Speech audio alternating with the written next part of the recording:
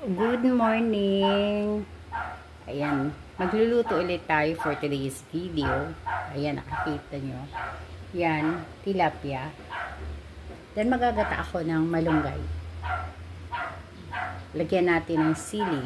Malunggay with dilis. Ganon. Yan. Lutong bicol naman to. Nag-crave ako ng ginataang gulay. So yan, kinakain ng mga anak ko yan.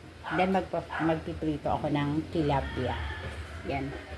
Okay. Good morning lagi kasi morning talaga ako before lunch. Kasi pang lunch ang niluluto ko. Okay. So, iluluto natin. Maghihimay muna tayo nitong malunggay. Ayan. Tapos na tayo maghimay. So, magluto na tayo. Tagal nga lang maghimay ng malunggay. Yan. Magluto na tayo. Start na natin sa luto. Maglagay na tayo ng gata. Ayan. Hindi na nyog na talaga binili ko. Gumagamit na lang ako ng Coco Mama. Ayan siya. Parehas lang din naman. Diba? Tapos lagyan natin ng onting tubig. Para hindi naman masyadong pure. Ayan. Onting tubig. Then halo ng unti. Diba? Ganyan. Masyado pa siyang malapot.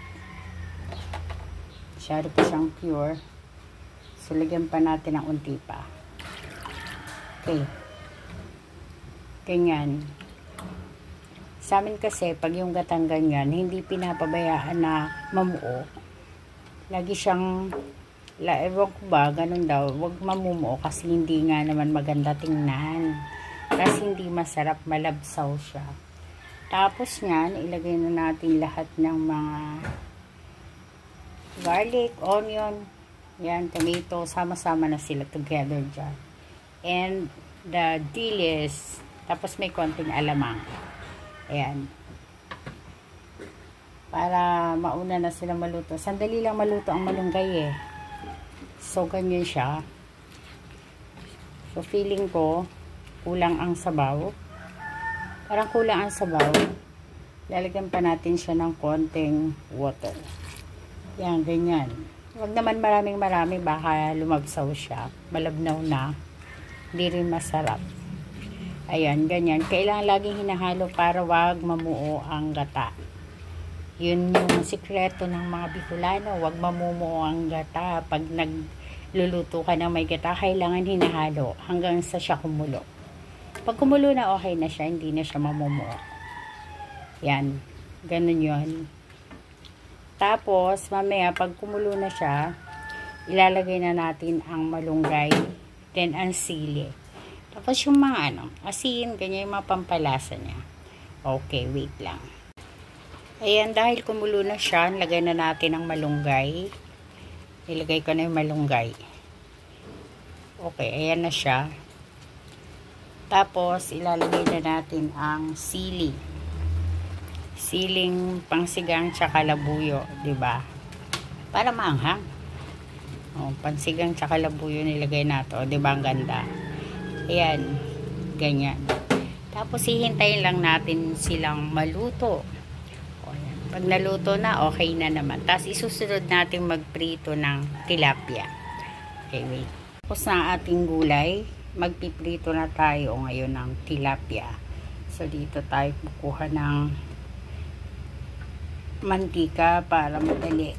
Kasi pag dun sa lagayang inerte, ang tagal.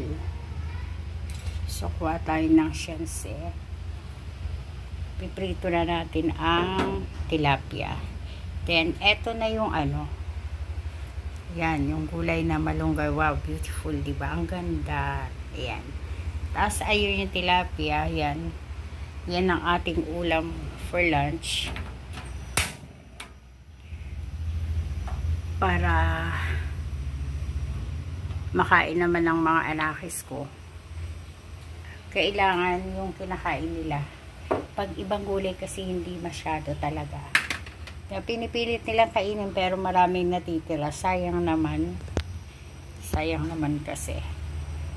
So, yung kinakain madalas natin iluto para sa kanila. Yan, hintay na lang natin na maluto ang tilapia. Wait lang natin, hindi pa mainit ang mantika. Sabagay non-stick naman to, so hindi naman to didikit. Yan, lagay natin. Ay! Ayan na naman tayo sa calcifly. Yan. Tayo mag-prito. Kapag sa mga isda, ayaw nila ng sinabawan talaga. Gusto nila prito lang. Kahit anong isda. Pag sinabawan, natira yung isda, yung sabawang na ubos. Ganon. So, wait lang natin ulit ang maluto ang tilapia. Then, lunch na. Thank you so much sa panonood ulit. Next time ulit.